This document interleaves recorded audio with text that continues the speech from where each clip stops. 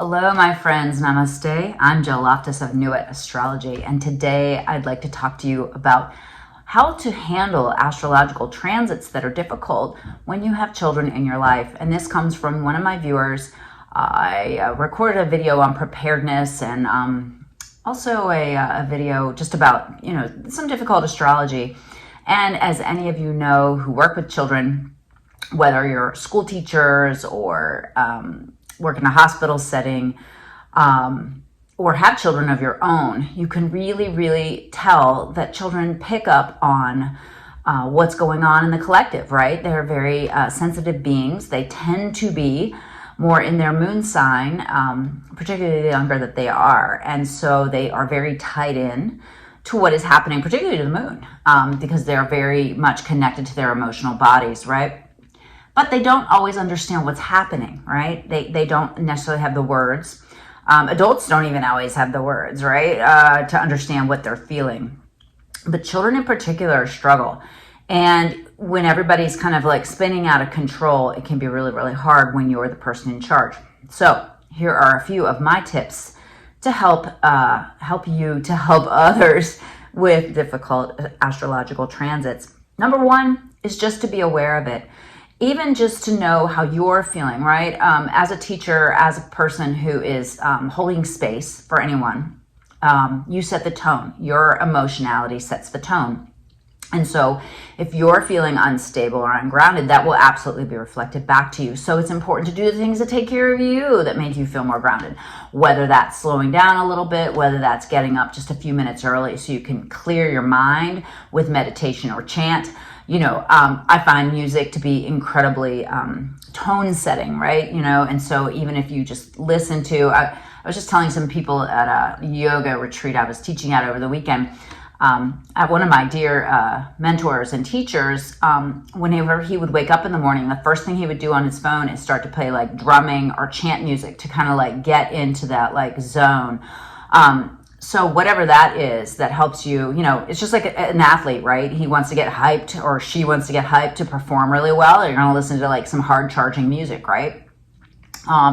You getting your head on straight in difficult energy might need peaceful music or music that inspires you. So something that kind of can set the tone of your own energetic field, right? Use things also to help clear the energy. Chimes or bells of any type, those can really help kind of harmonize the energy in a room, right? If it's really erratic, you can have a chime. I'm sure there's an app for that, right? But you can also have a chime. It's one of the things when I was teaching yoga and mindfulness to children that we use the chime all the time. And what I would have them do is I would say, okay, close your eyes and I want you to raise your hand when you can't hear the sound anymore. And so they all like close their eyes and we're listening very intently, right? That helped them to focus and help to clear and settle the energy. So that can work for you, but that can also work for them. Another thing is to, adjust your expectations when there is a really difficult energy, right? If you're in, for example, the energy of a full moon, then you really know that you're going to be dealing with higher levels of erratic behavior. Maybe they need a little bit more time outside running around, right? Maybe they need a little bit more transition time in between activities to make sure that they can settle down. Maybe they need to draw something that expresses how they feel. It could even be like, what color day is today, right? Is today a red day? Is today a blue day? Is today a green day? And, maybe kind of like start that to help them understand what they're feeling and they're processing so that they're not afraid of it, right? I mean, what is the root of anger and upset? It's fear. All right. And so helping them to identify their emotions and saying, wow, like today I'm a calm, placid pond, but yesterday I was a big wave. I was a big storm, just beginning to like understand those emotions. And also just not to take too much credit or too much blame for the energy in the room, right?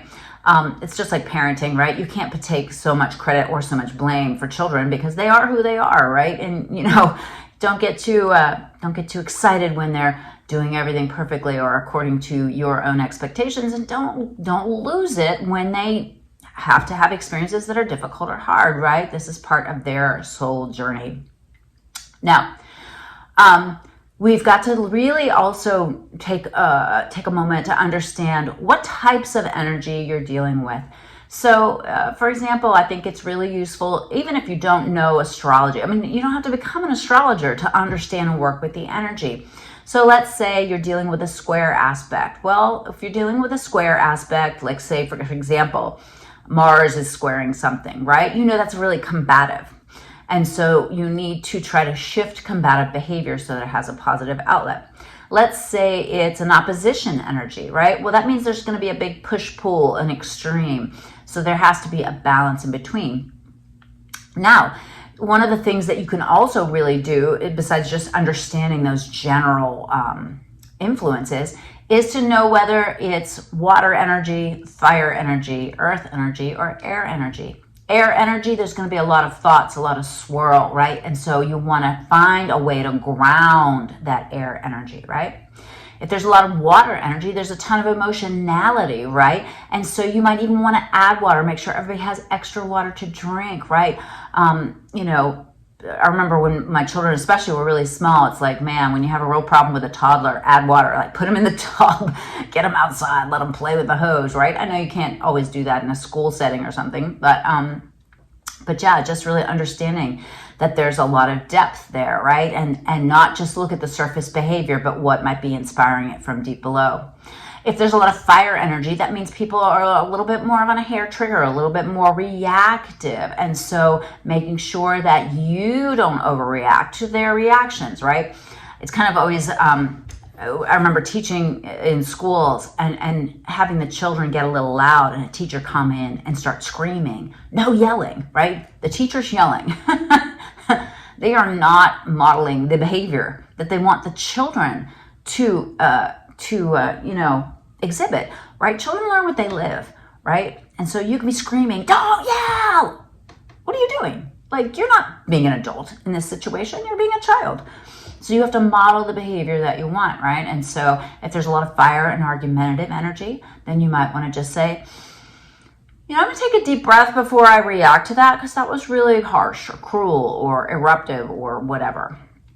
And then if there's an earth energy that feels destabilizing, then you have to really kind of like realize that makes people feel almost like an earthquake, right? It makes people feel like the ground beneath them is shaking. It makes them feel unstable.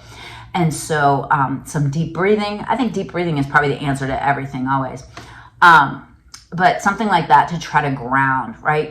You know what I mean? Like, make sure if they're sitting in a chair that they have both feet on the ground, and if their feet don't reach the ground, put something under it, right? Have them uncross their legs and uncross their bodies.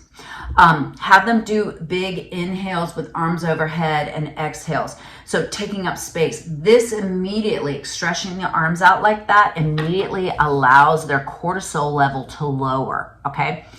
If you've never seen the Amy Cuddy, C-U-D-D-Y, TED Talk on body language, I want you to finish watching this video and go watch it. It's a TED Talk. It's 20 minutes. It'll change your life, and it will change the way you teach because it will really help you to understand some of the body language and how you can teach these children to use their own bodies to self-soothe. Another thing that you can do, I call finger breathing. You start with the thumbs to the pinkies. This will shift the breath down low into the pelvis, which is a grounding breath. So you take a big breath in and out, and then you go to the next finger. This shifts the breath more up into the abdomen. Center finger shifts it a little bit higher, like more between the shoulder blades. And then when you take a breath with the pointer finger and the thumb, it brings it more into the chest and heart.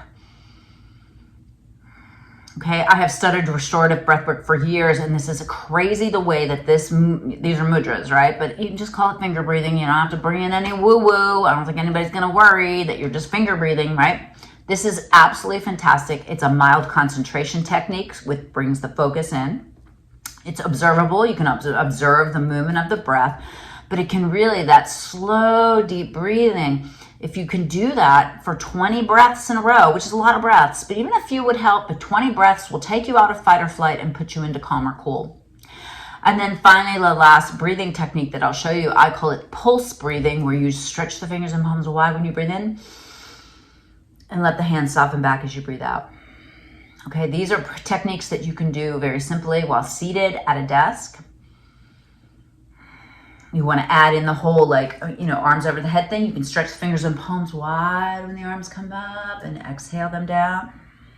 Okay, so these are just a few techniques that I think could be useful, could be helpful when the astrology is tense, when you're really feeling that the children are picking up on the collective. And it sometimes also can be just useful to explain to them that they are sensing and feeling something. They may have noticed the grown-ups in their life are acting a certain way. It's important to remind them it's not their fault, okay? That it's not something that they did wrong, all right? They aren't feeling that way because they are the problem, right? It's just a problem, right? Heat is hot and it doesn't burn you because it's angry at you or because you did something bad. You just didn't deal with what is, right? And so when the energy is difficult or when they're sensing or feeling overwhelmed, they shouldn't feel guilty about it. They shouldn't feel like there's something wrong with them, right? It just is. And so they need to be able to have the tools so they can react to it properly. All right, well, I hope this was useful and helpful. If it was, share it with a friend who's a teacher or a nurse or, has some young children or, people who have to deal with grown-ups who act like children. This can also be useful for them. Let me know if you have any questions. I'd love to start a conversation on this because really self-regulation is kind of a thing. And there are tools out there that can help. All right. Namaste, my friend. Have a wonderful week. Mwah.